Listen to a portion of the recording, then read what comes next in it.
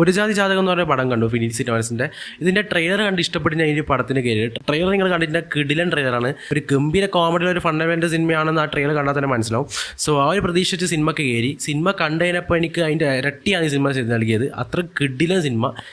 ചൂപ്പാടളകി പോയി സിനിമ കണ്ടിട്ട്. കോമഡി നമുക്കിപ്പോൾ കോമഡി സിനിമയൊക്കെ വളരെ കിട്ടുന്ന വളരെ കുറവാണ്.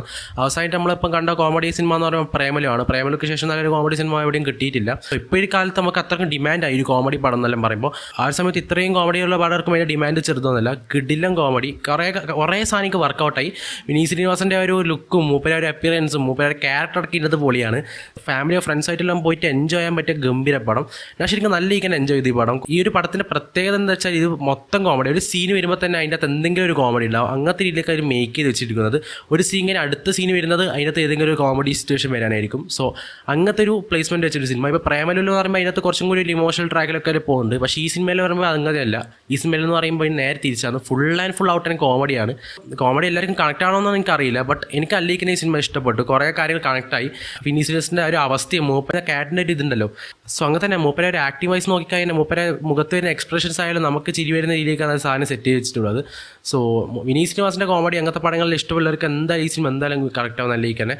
പിന്നെ ഈ സിനിമേൻ്റെ കഥയോ കാര്യങ്ങളൊന്നും പറയേണ്ട ആവശ്യമില്ല. സിമ്പിൾ ആൻഡ് പ്രെഡിക്റ്റബിൾ ആയിട്ടുള്ള കഥ തന്നെ. ഫസ്റ്റ് തുടങ്ങുമ്പോൾ നമുക്ക് മനസ്സിലായി ഈ സിനിമയുടെ അവസാനം എങ്ങനെയായിരിക്കും എന്നുള്ളത്. സോ അതിനൊരു കാര്യമില്ല. എൻ്റർടൈൻമെൻറ്റ് ചെയ്യിപ്പിക്കുന്നുണ്ടോ അതാണ് സിനിമ. എന്നെ നല്ലേക്ക് തന്നെ സിനിമ എൻ്റർടൈൻ ചെയ്യിപ്പിച്ചു. കുറേ നല്ലൊരു ഓളം സൃഷ്ടിക്കാൻ ഈ സിനിമയ്ക്ക് സാധിച്ചിട്ടുണ്ട്. കോമഡി എന്നെല്ലാം പറയാൻ അത് നല്ല ന്യൂജൻ രീതിയിലേക്കാണ് മേക്ക് ചെയ്ത് വെച്ചിട്ടുള്ളത്. ഇപ്പോൾ പുതിയ നമ്മളെ ഈ ഒരു മേക്കിംഗ് സ്റ്റൈലും ഇപ്പോഴത്തെ കാലഘട്ടത്തിലായ മേക്കിംഗ് സ്റ്റൈലൊക്കെ ഉണ്ടല്ലോ, അതൊക്കെ തന്നെയാണ് ഇതിനകത്തും പ്രയോഗിച്ചിട്ടുള്ളത്. അതുകൊണ്ട് പഴയൊരു കോമഡി അങ്ങനത്തെ പരിപാടിയൊന്നുമല്ല.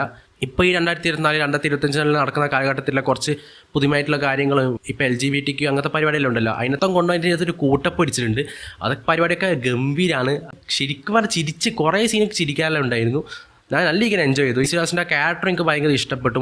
മൂപ്പരിപ്പോൾ ചെയ്ത ക്യാരക്ടേഴ്സിൽ ഒരു വൺ ഓഫ് ദ ബെസ്റ്റ് ക്യാരക്ടറായിട്ടും എനിക്ക് തോന്നി ആ ഒരു ക്യാരക്ടർ കണ്ടതിനപ്പം. ഇടയ്ക്കിടയ്ക്ക് വരുന്ന കൗണ്ടറൊക്കെ അടിപൊളിയാണ്. ഇപ്പം വിനീത് ശ്രീനിവാസൻ മാത്രമല്ല, ഇപ്പം വിനീത് ശ്രീനിവാസൻ്റെ അടുത്തൊക്കെ കുറേ ഫാമിലി മെമ്പേഴ്സൊക്കെ ഉണ്ട്. ഇതിൻ്റെ അത് അഭിനയിച്ച കുറേ ആക്ടേഴ്സൊക്കെ ഉണ്ട്. അവരെ കൗണ്ടറും കാര്യങ്ങളൊക്കെ ഒരേ പൊളിയാണ്. അവരെ കൗണ്ടർ എന്ന് പറയുമ്പോൾ മൂപ്പരെ വിനീത് ശ്രീനിവാസൻ്റെ അച്ഛനായിട്ട് അഭിനയിച്ചൊരു ആളുണ്ടായല്ലോ, മൂപ്പരെ ഒരു കൗണ്ടറൊക്കെ ഗംഭീരമാണ്. സോ അങ്ങനത്തെ കുറേ ക്യാരക്ടേഴ്സ് വന്ന് അവരെ ഒരു കോമഡിയും അവരെ ഒരു കൗണ്ടറും എല്ലാം നല്ല ഇങ്ങനെ കണക്റ്റായി. അതിന് കുറേ ഓവറായിട്ടുള്ള സിറ്റുവേഷൻസ് ഉണ്ട്, അത് പറഞ്ഞേ പറ്റും. കുറേ സെക്കൻഡ് ഹാഫിലോട്ടൊക്കെ എല്ലാം വരുമ്പോൾ കുറച്ച് ഓവറായ സിറ്റുവേഷൻസ് ഒക്കെ ഉണ്ട്. സോ നെഗറ്റീവ്സ് ഈ സിനിമയിലുണ്ട്, ഇല്ലാതെ ഞാൻ ഒരിക്കലും പറയില്ല. ഈ സെക്കൻഡ് ഹാഫിലോട്ടൊക്കെ വരുമ്പോൾ കുറച്ചൊന്നും എന്താ പറയുക, ഈ കോമഡിയും കാര്യങ്ങളും കുറച്ചൊന്നും അത് ടോപ്പിലേക്ക് പോയ പോലെ ഫീൽ ചെയ്തു.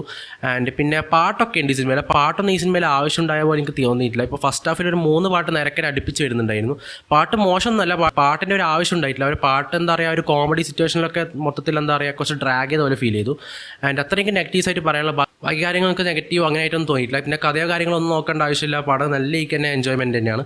സോ കണ്ടിട്ടില്ലാത്തൊരു ഫാമിലി ഫ്രണ്ട്സായിട്ടെല്ലാം പോയിട്ട് എൻജോയ് ചെയ്യുക തിയേറ്ററിൽ പോയിട്ട്. സോ അത്ര പടത്തിനെ പറ്റിയിട്ട് കിടിലൻ പടം.